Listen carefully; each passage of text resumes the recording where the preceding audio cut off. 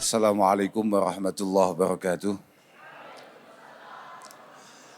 Alhamdulillah wa syukurillah wa salatu wassalamu ala rasulillah Sayyidina wa maulana Muhammad ibn Abdillah. Man istafahu wa jitabahu linubuwati wa risalah wa ala alihi wa sahbihi wa mawalah amma ba'dah la hawla wa la quwata illa billah. Subhanak la ilma lana illa ma'alamtana innaka antal alimul hakim. Rabbi syrah li sadri wa yassir li amri wa halul uqdatan min lisani yafqahu qawli. Saya agak panjang mukaddimahnya karena soundnya enak. Yang sangat kami banggakan, yang sangat kami doakan dalam setiap kesempatan teman kita Mas Gilang dan Mbak Sandi dan semua keluarga besar J99 yang alhamdulillah malam hari ini kita bisa kumpul, bisa bersilaturahim. Semoga benar-benar diridhoi oleh Allah Subhanahu wa taala. Walaupun saya yakin dengan apa yang tadi disampaikan oleh Mbak Sandi, semuanya panik, khususnya para istri dan para calon istri. Kok bisa punya suami kayak gitu? Kira-kira kalau yang ulang tahun jenengan-jenengan, bukan Mbak Sandi, kira-kira hadiahnya apa? Saya aja langsung panik. Ini nanti kalau sampai istri saya ulang tahun kemudian, wah pengen hadiah aneh-aneh kan bahaya. Bahaya sekali. Nah, ini bahaya betul itu. Sebetulnya Mbak Sandi tadi tidak perlu menyampaikan itu karena nanti wah. Ya. Tapi prinsipnya begini, bahwa kebahagiaan kita itu ya tidak bisa kemudian diukur dengan beberapa hal-hal seperti itu. Karena saya yakin Mbak Sandi jauh lebih bahagia atas kebersamaannya dengan Mas Gilang daripada apa yang bisa diberikan oleh Mas Gilang, apapun itu bentuknya. Dan memang jodoh itu menyesuaikan. Saya gara-gara sambutan dari Mbak Sandi tadi ingat apa yang disampaikan oleh Al-Imam Abi Hamid Muhammad Al-Ghazali. Beliau mengatakan bahwa, beliau menulis dalam satu kitabnya yang sangat populer di kalangan pesantren namanya kitab Ihya. Kitab Ihya Ulumuddin. Beliau mengatakan atau menampilkan satu tulisan seorang ibu yang mau memberangkatkan, yang mau mengirimkan anak gadisnya ke rumah suaminya. Seingat saya redaksinya begini. Jadi ketika besok paginya akan diberangkatkan ke rumah suaminya, ibu itu tadi berpesan kepada anak gadisnya, innaki harajti minal ushil ladhi fihi darajti ila firashin lam ta'rifih wa qarinin lan ta'lafih. Anak gadisku, kamu besok akan pergi meninggalkan tempat di mana kamu belajar berjalan. Al-ush itu sebetulnya, al-ush itu kalau dalam bahasa Jawa maknanya atau artinya susuh. Mungkin orang Malang hampir sama dengan orang Kediri. Susuh itu apa ya? Tempat di mana burung susuh. Kalau Malang apa sih? Sami kan? Sami kan, susuh. Anak gadisku, kamu besok mau meninggalkan di tempat di mana kamu tumbuh, di mana kamu belajar merangkak, belajar berjalan. Ila firashin lam ta'rifih. Kamu akan berangkat ke tempat tidur yang belum pernah kamu kenal, belum pernah kamu jamah. Wa gharinin lan ta'lafih. Dan kamu akan menemani seseorang yang pikirannya, bayangannya, ekspektasinya, rencananya dan lain-lain tidak akan pernah sama. Tidak akan pernah sama, artinya hobinya nggak mungkin sama. Pasti ada beberapa perbedaan di sana. Makanya mohon maaf kalau ada beberapa teman-teman artis kemudian pisah dengan suaminya atau pisah dengan istrinya dengan alasan karena kita tidak seirama. Itu mohon maaf agak sedikit tolol itu. Karena memang dari dulu kita ini dengan saudara kandung kita saja yang mendapatkan pendidikan yang sama dari orang tua yang sama, itu pun kita ini tidak sama. Apalagi ini kita bertemu dengan orang di situasi di mana kita sama-sama sudah memiliki kepribadian, karakter, budaya yang beda. Kemudian kita memaksakan semuanya harus sama. Tapi bukan itu yang pengen saya ceritakan, tapi terusannya. Wasiat seorang ibu kepada anak gadisnya, fakuni lahu ardhon yakun laki sama'a. Fakuni, ini maksudnya. Fakuni lahu ardon yakun laki sama'a. Kamu harus jadi seorang istri yang kayak bumi. Yang kayak bumi, kayak tanah. Ay layyinatan hayyinatan muti'atan. Kamu harus menjadi wanita yang benar-benar lemah lembut, nurut, dan kemudian hayyinah. Hayyinah ki pokok gak angel hayyinah. Hayyinah itu pokok gak angel. Jadilah perempuan, kan wong wedok iki rada antik ya. Perempuan itu kan memang apa ya? Makhluk Tuhan terkuat ya. Antik lah, pokoknya wong wedok iku antik, wong wedok iku. Wong wedok iku antik. Misale ndelok tas ngono ya, ndelok tas atau melihat apapun yang ia suka, kemudian coba ditanya oleh suaminya, "Saman tertarik?" "Enggak lah, enggak usah, saya sudah punya." Itu kalau sampai enggak jadi dibeli, 7 purnama enggak selesai masalah itu. Lah usahakan jadi perempuan jangan kayak gitu. Kalau pengen ya ngomong saja. Kalau memang suami kalian kemudian kamu anggap cukup mampu untuk menyelesaikan itu semua, ngomong saja, jangan dipersulit. Uang makan saja bisa masalah kok. Kita makan di mana? Jawabannya apa? Sembarang apa nih? Bakso, sampean pengen aku kolesterol. Sate, sampean pengen aku darah tinggi. Tapi jawabannya lah, opo pengenmu? Terserah, pecel gak masuk, opo gak masuk. Jangan gitu maksudnya. Yakun laki sama, ketika kamu jadi perempuan yang nurut, lemah lembut, kemudian gampang, gak angel-angel laten-latenane, maka suami kamu akan menjadi langit bagi kamu. Seingat saya, di beberapa penjelasan kitab-kitab yang lebih besar, dijelaskan yakun laki sama itu ayyudillu aliki bi ra'fatihi wa yumtiru aliki bi ihsanihi wa in'ami. Iki maksudku. Makanya aku mau gara-gara Mas Gilang kemudian ngajak Mbak Sandi jalan-jalan kemana tadi itu. Ya senang tilah nang Afrika nang terserah ya. Gak paham aku ya. Apapun itulah, kemanapun itu. Kemudian nyampe, padahal saya yakin ketika beliau berada di US, semuanya sudah disiapkan. Ternyata ketika pulang masih mendapatkan kejutan-kejutan sampai malam hari ini.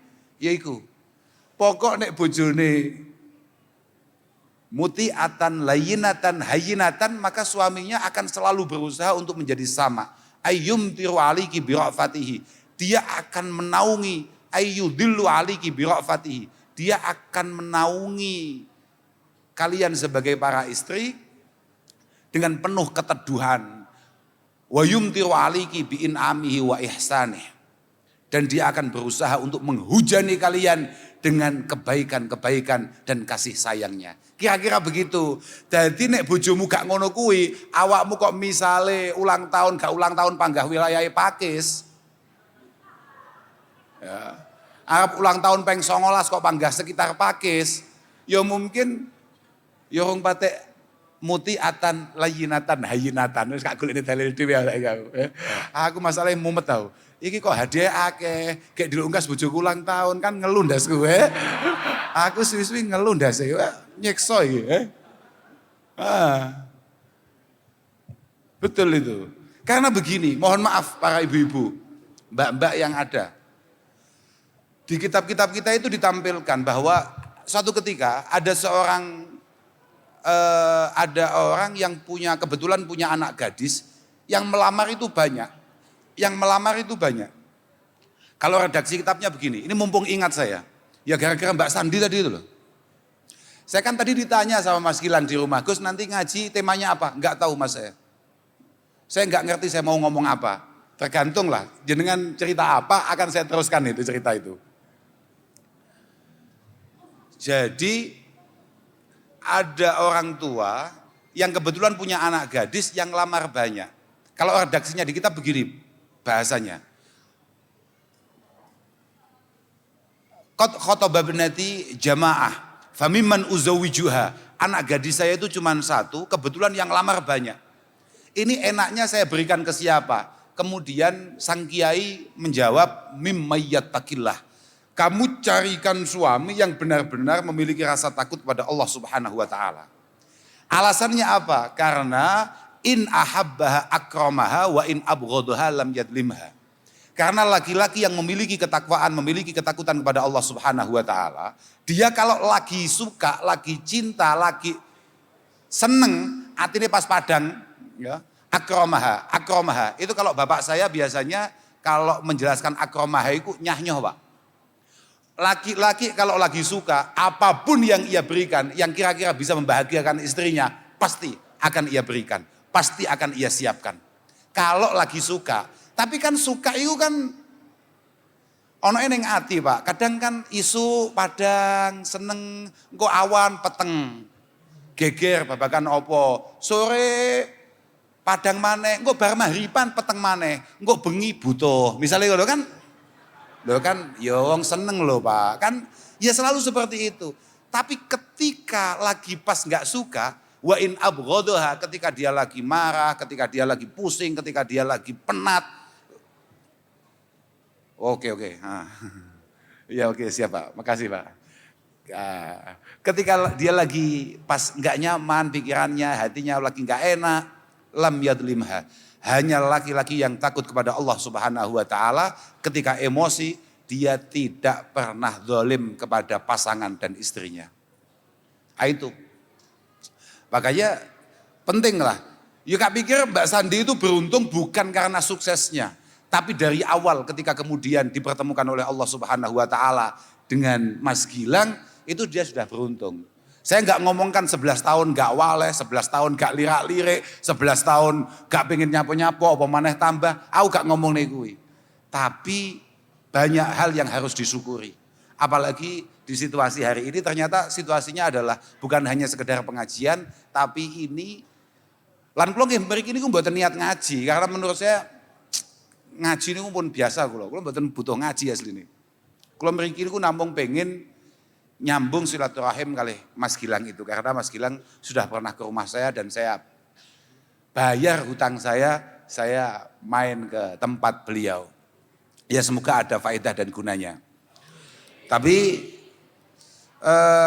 di luar itu semua ternyata malam hari ini ada ungkapan rasa syukur yang disampaikan oleh keluarga besar Juragan 99 akan banyak hal, akan apa yang dicapai, akan situasi.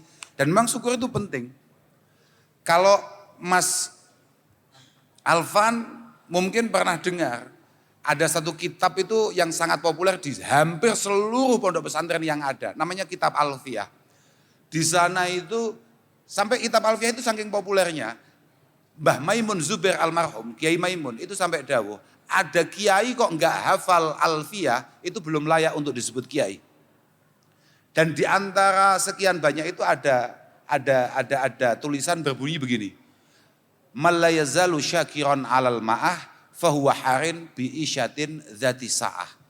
Siapapun, bukan hanya Mbak Sandi, jenengan semua ini. Pokok selama mau bersyukur, maka selama itu pula jenengan patut untuk mendapatkan suasana, situasi, kehidupan yang lebih baik. Selama jenengan mau berterima kasih kepada Allah Subhanahu wa taala dan kepada siapapun yang membuat Anda berada di titik ini, insya Allah situasinya akan lebih baik. Mohon maaf ya, syukur itu tidak hanya, makanya saya suka kalau malam hari ini kan semua karyawannya Mas Gilang ya. Semuanya kan karyawan. Disiapkan macam-macam, mereka semuanya diajak bareng-bareng, diajak kumpul bareng-bareng. Terima kasih Mas Gilang dan Mbak Sandi tidak cukup diberikan kepada Allah Subhanahu wa taala saja. Harus panjenengan tampilkan kepada siapapun yang membuat Anda berada di titik ini hari ini.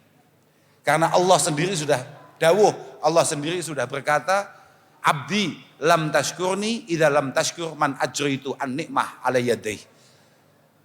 Hambaku, kamu belum bisa saya anggap berterima kasih kepadaku sebelum kamu bisa berterima kasih kepada siapapun yang membuat kamu sukses, yang membuat kamu berada di titik ini hari ini. Bisa orang tua, bisa keluarga, bisa teman, dan lain sebagainya. Dan saya yakin keberhasilan J99 ini tidak mungkin hanya karena pikiran dan inspirasi daripada Mbak Sandi saja. Pasti kerja keras semua pihak, semua karyawan, semua yang terlibat di J99 Corp ini.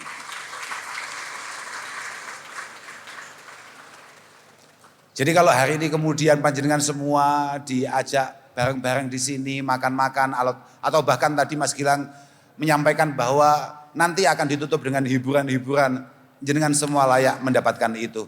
Semoga benar-benar menjadi rasa syukur yang diterima oleh Allah Subhanahu wa taala. Syukur lu tenan, Pak. Mergo an-nikmah niku inna ni'mah mausulatun bisyukri. Mausulatun bisyukri. Jadi wa syukra menika muta'alliqun bil mazid. Wala yanqati al mazid minallah hatta yanqati asyukru minal abdi. Bahwa kenikmatan yang kita dapatkan ini sangat terkait erat dengan bagaimana cara kita mensyukurinya.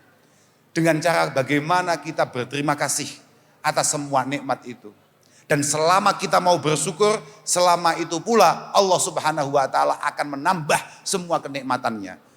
Apalagi kalau tadi dari awal kemudian Mbak Sandi mengatakan bahwa saya memang dari awal cita-cita saya bukan hanya mementingkan diri saya, tapi bagaimana saya bisa berbagi kepada yang lain, terutama orang tua dan lain sebagainya. Kata Rasulullah Shallallahu Alaihi Wasallam, malah mundur kursi ini gawe senden. Ya, apa lu gue gini? Kalau itu betul seneng lo gue duga kedukuran, malah kayak penyanyi dangdut tau. Nggih, betul. Aku menceritakan apa? Oh, dawuh Kanjeng Nabi. Dawuh Kanjeng Nabi. Ma min abdin razaqahullahu malan summa barra walidayhi illa kana ma'i fil jannah. Tidak ada Mas Gilang, satu orang pun yang kemudian diberi rizki oleh Allah Ta'ala, kemudian rizki itu untuk membahagiakan orang tuanya, kecuali dia akan memiliki kedekatan dengan Rasulullah Shallallahu Alaihi Wasallam. Siapapun tidak harus nunggu sekaya Mas Gilang untuk berbagi dengan orang tua. Sampean kalau nunggu sekaya Mas Gilang, sesukses Mas Gilang, ora sida awakmu. Ora sida sugih maksudnya ngono lho. Gak sida sugih. Karena peningkatan proses apa yang mungkin kayak Mas Gilang, Mbak Sandi kemudian langsung mendapatkan ini semua secara instan. Gak mungkin, mesti semuanya bertahap, mesti semuanya berproses. Lelek semua iling-iling panggah. Mobil apa tadi yang harganya 9 miliar? Ya ngeluh bun-bunanmu. Ngeluh, proses lah. Proses. Mulai songko nukokno bantal wong tua, sampai nukokno kasur wong tua, ningkat-ningkat sampai moga-moga kita semua bisa membelikan atau membangunkan rumah untuk orang tua kita. Oh no. Wah minon ngowah-ngowah awakmu lho. Awakmu bahagiane wong tua, positif kamu akan dibahagiakan oleh Allah Subhanahu wa taala. Lah wong kita ini membahagiakan orang lain saja pasti. Wallahu fi aunil abdi, maka al abdu fi auni akhihi. Allah akan selalu membersamai kita selama kita siap untuk mengulurkan tangan kepada orang lain. Loh, Mas Gilang itu tenan. Artinya kalau memang memiliki niatan yang baik, ya siapapun lah, bukan hanya Mas Gilang, siapapun yang hari ini berusaha, yang hari ini lagi bekerja keras. Kalau memang punya niatan yang baik dan kemudian dia tulus, jujur dalam proses bekerjanya, insya Allah akan mendapatkan sesuatu yang luar biasa di sisi Allah. Bahkan Rasulullah itu mengatakan, at-tajir as-saduq yuhsyaru yaumal qiyamah ma'asiddiqin wasyuhada. Seorang bisnismen, seorang pedagang yang penuh dengan kejujuran dalam bisnisnya, dia akan dikumpulkan bareng orang-orang yang tulus keimanannya dan orang-orang yang mati syahid di sisi Allah Subhanahu wa taala. Jadi nyambut gawe ku penting. Yo ngaji ku penting ini ya Pak yo. Makanya aku mau diceritani. Semoga tadi siapa Bang Saudara Ganes tadi mengatakan bahwa akan ada ngaji rutin ya Bang. Itu bagus itu. Kamu harus ikut itu. Kamu jangan karena ada makannya saja kamu ikut. Ngaji itu ikut. Loh tenan iki. Mergo Ada seorang sahabat mengatakan, namanya ini salah satu sahabat terbaik, sahabat yang selalu mendampingi Rasulullah Shallallahu Alaihi Wasallam. Namanya adalah Abi Dzar Al-Ghifari. Beliau mengatakan bahwa ij'alid dunya majlisaini, majlisan li talabil halal wa majlisan li talabil akhirah, wasalis yaduruka falaturidhu, wasalis yaduruka falaturidhu. Waktu kita di dunia ini coba tolong dibagi dua saja. 50% untuk cari rizki yang halal. 50% coba kita buat tabungan untuk akhirat. Jadi 50% pikiran kita adalah bagaimana mengembangkan usaha kita, meningkatkan ekonomi kita dengan cara yang benar dan baik. 50%-nya bagaimana semua yang kita lakukan untuk urusan dunia itu benar-benar bisa menjadi sangu kita. Sangu itu apa? Saku. Kok saku? Itu tabungan kita lah, katakan tabungan kita. Ketika kita sowan di hadapan Allah Subhanahu wa taala. Makanya kayak Mbak Sandi kan sudah ngomong bahwa saya pengen punya satu jariah, bla bla bla dan lain sebagainya. Wah nggak pikir Mbak Sandi tadi itu sudah cukup, itu udah tausiah yang paling cukup. Saya sudah nggak perlu sebetulnya. Itu kalau masalah aku nggak patek ngurungok nih, mereka panjenengan anak boy sampean nggak patek ngurungok nih sejak ngaji. Tapi memang harus gitu. Saman pernah dengar ada surat namanya Luqman apa tidak? Pernah. Ada surat dalam Al-Quran namanya Luqman. Luqman Al-Hakim itu pernah kasih wasiat kepada anaknya. Ya bunayya, la tadkhul fid dunya dukhulan yadhuru fi akhiratik. Anakku, kamu jangan sampai terlalu memikirkan dunia yang kira-kira membuat kamu nanti keberatan di akhirat. Tapi wala tatrukid dunya tarka hatta takuna kallan linnas.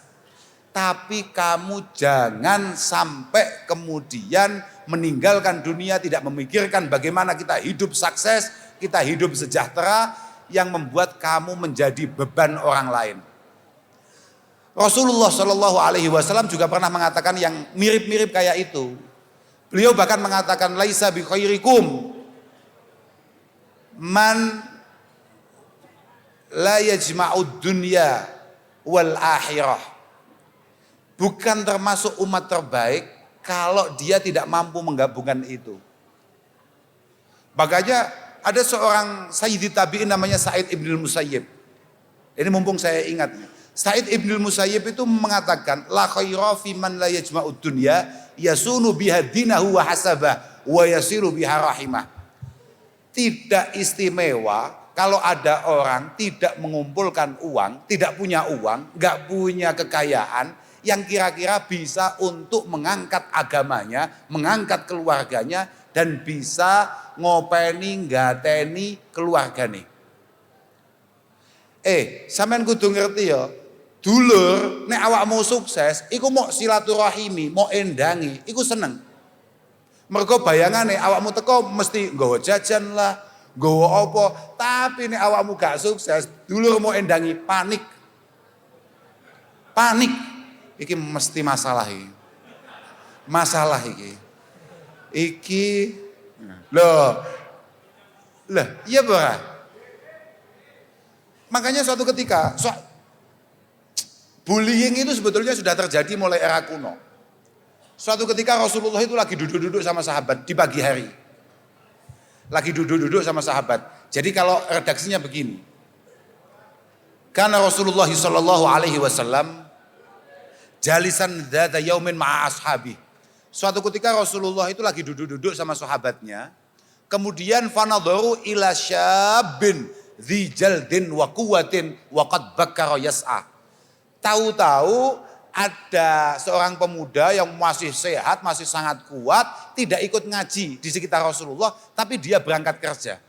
Masih pagi dia sudah berangkat kerja. Di mana sahabat yang lain semuanya lagi pada ngaji di hadapan Rasulullah Shallallahu Alaihi Wasallam. Kemudian para sahabat mencibir, mengolok-olok. Mereka mengatakan, waiha hadza law kana syababuhu wajaltuhu fi sabilillah. Wah, kasihan sekali. Dia tidak memanfaatkan keberadaan Nabi. Seharusnya dia duduk di sini ngaji bareng-bareng kita. Dia malah ngurusi dunia. Dia malah kerja cari dunia. Dia malah kerja cari uang. Apa kata Rasulullah? La taqulu hadza. La taqulu hadza. Kamu jangan ngomong gitu. Kamu jangan ngomong gitu. Lau kana yas'a ala nafsihi liyakuffahu 'anil mas'alah wa yuhniyahu 'anin nas fahuwa fi sabilillah. Karena kalau dia bekerja supaya tidak merepotkan orang lain, tidak membebani orang lain, bahkan bisa membantu orang lain, fahuwa fi sabilillah. Mas Gilang kalau kerjanya bukan hanya sekedar untuk kaya-kayaan, tapi bagaimana untuk membantu orang lain, untuk memantaskan keluarganya, fahuwa fi sabilillah. Yang penting niatnya. Makanya wa in kana yas'a ala abawaini dhaifaini au dzurriyyatin di'afin fahuwa liyughniyahum wa yakfiyahum fahuwa fi sabilillah. Siapa tahu dia bekerja mulai pagi sampai malam, tujuannya supaya bisa membahagiakan kedua orang tuanya, kayak tadi disampaikan oleh Mbak Sandi, supaya bisa membahagiakan dan memantaskan anak-anaknya, fahuwa fisabilillah. Tapi kalau tujuannya wa in kana yas'a ala tafahur fahuwa ala sabili syaitan. Kalau kita hanya kerja cari kaya hanya untuk sombong-sombongan saja, hanya untuk pamer saja, fahuwa ala sabili syaitan. Lah moga-moga teman kita, saudara kita, Juragan 99 Mas Gilang dan keluarga memiliki niatan yang baik dalam pekerjaannya. Dan semoga semua yang beliau rencanakan, beliau acarakan, moga-moga benar-benar mendapatkan barokah dari Allah Subhanahu wa taala. Barokah itu penting, barokah itu. Rezeki itu akeh kadang-kadang gak barokah. Makanya barokah itu penting. Barokah itu benar-benar penting. Barokah itu contohnya begini, barokah itu. Kayak tadi pagi saya tadi pagi itu ngaji di Kediri sana. Saya menceritakan bahwa mohon maaf, ada loh. Orang itu bisa bahagia dengan segala keterbatasannya. Saya nggak ngomong bahwa la ni'mata kasihah wala ghina katibin nafsi. La ni'mata kasihah wala ghina katibin nafsi. Tidak ada nikmat Allah Subhanahu wa taala kaya sehat dan tidak ada kaya tenangnya hati. Moga-moga keluarga besar Juragan 99 ini benar-benar diberi kesehatan oleh Allah Subhanahu wa taala, benar-benar diluaskan hatinya dan benar-benar selalu mendapatkan pikiran yang positif, yang baik untuk berbagi kepada sesama, menyayangi kepada sesama. Sudahlah Mas, pokok jenengan semakin banyak berbagi, semakin banyak menolong, insya Allah semakin banyak yang mendoakan. Dan semakin banyak yang mendoakan, potensi diijabah oleh Allah Subhanahu wa taala semakin tinggi. Semoga semua dikabulkan, dimudahkan, dilancarkan, dan diistiqomahkan. Tadi saya tidak perlu matur banyak-banyak lah. Kapan-kapan aja jenengan ngaji sama Mas Alvan. Mas Alvan saya baru tahu kalau Mas Alvan itu ternyata suaranya enak. Saya baru ngerti, saya baru dengar hari ini. Ternyata suaranya enak. Oh, wah luar biasa betul. Kayak Mas Alvan ini mendampingi Mas Gilang. Moga-moga diberi keistiqomahan. Diberi ketenangan. Jenengan semua juga gitu. Sampai itu enggak apa-apa loh, doa begini. Ya Rob, inna nas'aluka at-tuma'ninata was-sakinata wal istiqomata. Loh. Seringkali kita dengar doa tumakninah sakinah itu hanya pada acara-acara pernikahan. Tidak, tumakninah sakinah itu harus kita minta kepada Allah di setiap kesempatan. Karena yang butuh ketenangan, butuh kenyamanan bukan hanya manten baru, tapi manten lawas jauh lebih butuh tumakninah dan sakinah. Apalagi kayak Mas Gilang. Dan tadi itu apa yang disampaikan Mas Gilang penting untuk sampean semua mengaca. Sekelas Mas Gilang saja dengan segala kesuksesannya tidak pernah lirik-lirik. Bocah gak patek jelas model awakmu gitu. Nasibnya gak patek jelas, senengannya main lirik, scroll, pancen bosok tenan awakmu panjenengan. Lo yakin Coba bayangkan sekelas Mas Gilang saja dengan segala yang diberikan oleh Allah Subhanahu wa taala kepadanya tetap Yang tercantik, paling muda, paling ideal adalah Mbak Sandi. Lah kowe. Dul. San. Makanya penting itu. Itu apa yang disampaikan Mas Gilang walaupun sedikit tapi itu penting. Untuk kita semua. Bagaimana rasa syukur benar-benar menguatkan kita. Termasuk syukur dengan siapa kita berpartner, syukur dengan siapa kita mengarungi dunia ini bersama-sama. Moga-moga semuanya diberi kesehatan, dipanjangkan usianya. Saya mohon maaf kalau ada kurangnya, ada enggak pasnya. Pokok kita ikut mendoakan yang terbaik lah buat keluarga besar Juragan 99. Akhiran wal afu minkum. Wassalamualaikum warahmatullahi wabarakatuh.